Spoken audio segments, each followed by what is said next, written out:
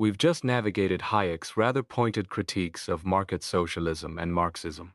Now, let's pivot to a different kind of intellectual heavyweight bout, the famous rivalry between Hayek and Keynes. You know the names, the peaks of 20th century economic thought, often painted as polar opposites, rarely actually clashing in the ring. But beneath the surface, both were fundamentally liberal in their core beliefs. This chapter digs into that fascinating tension, exploring how these two titans, despite their differences, ultimately found common ground on the grand stage of defending liberal values. Now, before they got bogged down in the weeds of macroeconomics, what did Hayek and Keynes actually agree on? Quite a lot, it turns out. First off, they were both fundamentally anti-central planning, especially the Soviet model. Think of it as their shared red line. They weren't necessarily ideological twins, but they shared a deep commitment to the principles underpinning Western civilization, things like the rule of law, a scientific approach, and a Christian ethical framework, as Keynes put it. The crucible that really forged this shared understanding was World War II. Facing the existential threat of fascism, Keynes declared their goal wasn't just victory, but bringing Germany back into the fold of Western civilization. Interestingly, even in the heat of war, Hayek commended Keynes' earlier work on fighting inflation, agreeing on the economics of scarcity, even if they differed on when it applied.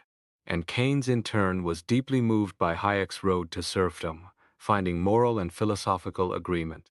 The sheer scale of wartime production, achieving full employment, also naturally narrowed some of their economic disagreements. It was a moment where the bigger picture of liberty and civilization took precedence over specific policy debates. Okay, so they shared some ground, but they were clearly different beasts. Think hedgehog versus fox, as Isaiah Berlin famously described them. Hayek, the hedgehog, saw one big thing: any state interference in the market is inherently bad. He was the patient scholar, meticulous, deeply rooted in the Austrian tradition, his thinking shaped by the trauma of post-war hyperinflation wiping out his family fortune. His fear of inflation was visceral. Keynes the fox knew many things. He was the pragmatic administrator, impatient, quick to adapt, even change his theories based on circumstances. Hayek found this infuriating, seeing it as a lack of scientific rigor. Keynes, meanwhile, likely saw Hayek's unwavering stance as stubbornness. Hayek revered the past, the accumulated wisdom of tradition. Keynes, influenced by Moore and the Bloomsbury set, was more willing to repudiate tradition and embrace new ideas, even if it meant acting without full certainty. Their backgrounds played a role too. Keynes, steeped in the activist university tradition and Whitehall bureaucracy, while Hayek, an émigré, had a certain scholarly detachment, though his personal history colored his supposedly objective economics. This boiled down to a fundamental difference in time horizons. Hayek believed wisdom emerges slowly in the long run. Keynes felt the urgency of preventing catastrophe in the short run. One quote sums it up perfectly. Keynes famously said, "In the long run we are all dead," while Hayek believed, "In the long run we learn wisdom." Let's dig a bit deeper into their philosophical roots. The text mentions a sharp contrast between Hayek's cautious rule utilitarianism and Keynes' early act utilitarianism. Hayek trusted impersonal, traditional rules. Keynes initially seemed to prioritize individual actions and consequences. However, the author rightly points out that Keynes wasn't static. He grew up intellectually, moving towards something more like flexible Humean rules, embodied in things like the Bretton Woods system. Hayek, conversely, seemed stuck in his ways. But look closer and you find surprising overlaps. Both men approached economics through philosophy, not just dry math. They both stressed subjectivism, that values are subjective. They were skeptical of relying solely on econometrics. They believed in procedural justice. They weren't staunch egalitarians in the modern sense, believing wealth creation had positive spillovers. Neither was a pure Democrat. Both admired thinkers like Hume and Burke, and loved Mandeville's paradoxical insights about self-interest leading to public good. Crucially, both believed ideas mattered immensely, often more than vested interests or technology. And both, despite celebrating Western civilization's evolutionary success, felt a deep unease about its fragility. So while their temperaments and some interpretations diverged, their foundational assumptions as liberals were remarkably similar. All right, let's get to the heart of their debate, the business cycle. Hayek and Keynes started from fundamentally different assumptions about the market's natural state. Hayek believed the market, left alone, was a beautifully self-regulating machine. The only problem was credit creation by banks messing things up. His solution? Keep money neutral, stable relative to output, ideally via a strict gold standard. The Great Depression, Hayek saw it as the inevitable hangover from the 1920s credit binge, a period of malinvestment. The cure? Let the adjustment happen, painful as it might be. Keynes, however, looked at the same phenomenon and saw a sick patient needing a doctor. He argued that monetary management, including central bank control over credit, was crucial for stability. While agreeing with the quantity theory of money in the long run, Keynes focused on the short term, where prices and wages are sticky, expectations are uncertain, and businesses make errors. For Keynes, the depression wasn't caused by too much credit, but by too tight monetary policy choking off investment. His prescription? Active intervention to stabilize prices and prevent deflation. See the fundamental split? Hayek saw the cure as restraint, Keynes saw it as active management. Let's unpack Hayek's theory from his prices and production. It's a neat, logical chain. Step 1. People decide to save more, meaning consume less now. Step 2. This increases the supply of loanable funds, pushing interest rates down. Step 3. Lower rates signal producers. Hey, investing in factories and machines is cheaper relative to making consumer goods now. So resources shift towards longer, more complex production processes. Step 4. Here comes the crucial twist. Banks create credit, essentially conjuring money out of thin air. This extra money lowers the market interest rate below what Hayek called the natural rate, the rate reflecting genuine savings and investment willingness. Step 5. Producers, fooled by the low rate, invest heavily in these long roundabout projects, but consumers haven't actually decided to save enough to support them. They're being forced to save because prices are rising. Step 6. Eventually, wages catch up, people want their old consumption levels back, and the whole unsustainable structure collapses. This is capital consumption, leading to crisis. Hayek's solution? Avoid this mess by keeping money neutral, preferably via a 100% gold standard. A very deterministic, almost fatalistic view of the cycle. But Hayek's elegant theory faced some serious challenges, most notably from Keynes and Piero Sraffa. Sraffa's critique was devastatingly simple. When one group is forced to save due to inflation, that money doesn't just vanish, it becomes the voluntary savings of others. The structure isn't temporary, the gains accrue. Hayek also stumbled on a logical inconsistency. His theory assumes perfect foresight and flexible prices, conditions under which the quantity theory of money holds perfectly. Yet he then explains the cycle precisely because prices don't adjust instantly. If prices adjusted perfectly, the initial credit expansion wouldn't distort the structure. Keynes, in his general theory, pointed out another flaw. Hayek confused the interest rate with the expected profitability of capital. More saving doesn't automatically mean better profit prospects. In fact, lower consumer goods prices hurt producer profits, potentially reducing overall income and actual saving.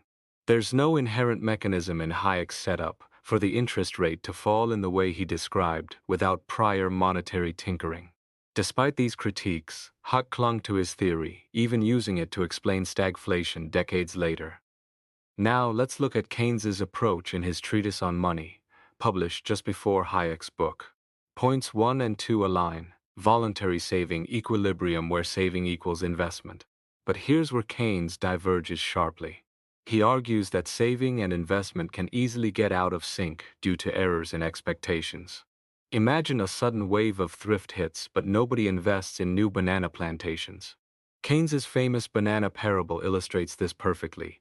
Banana prices fall, plantation owners lose money, cut wages, hire fewer workers.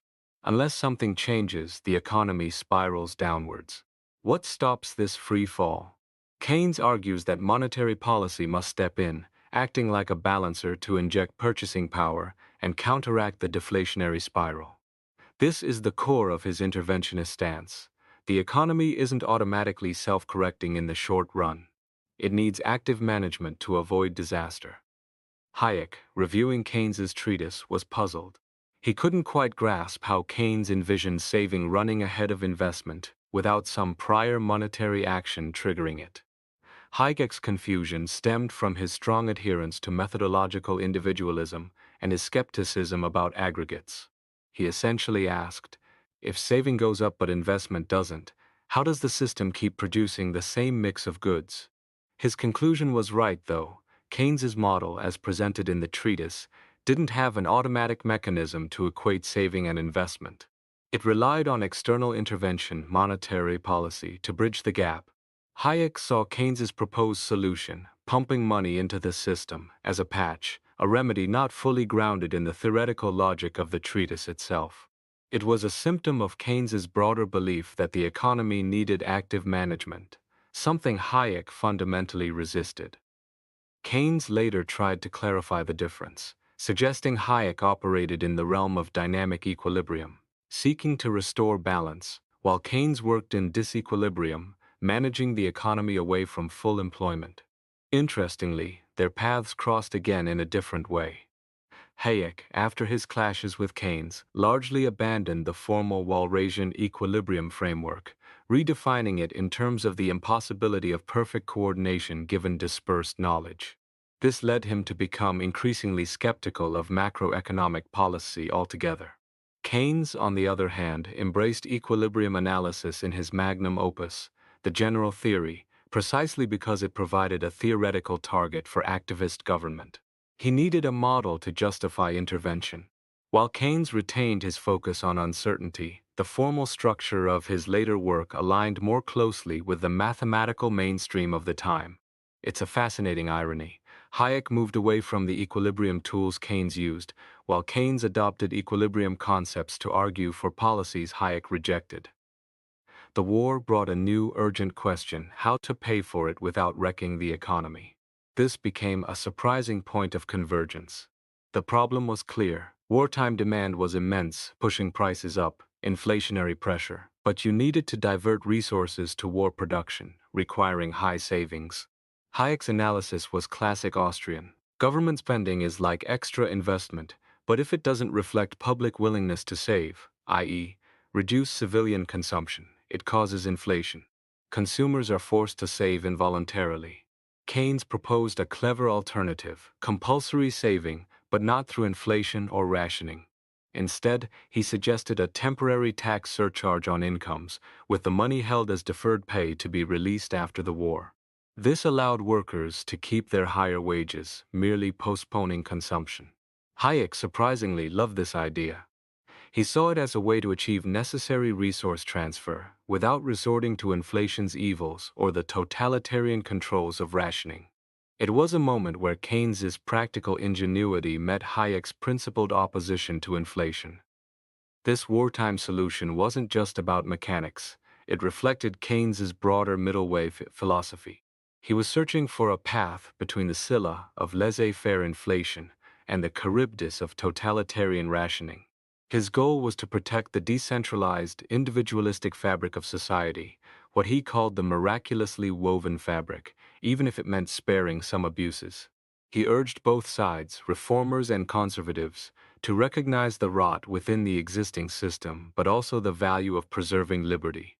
The core idea was to regulate the aggregate level of spending power through macroeconomic policy, but leave individuals free to decide how to spend their personal incomes. This resonated deeply with Hayek's concerns about preserving freedom, even if Keynes's tools were different.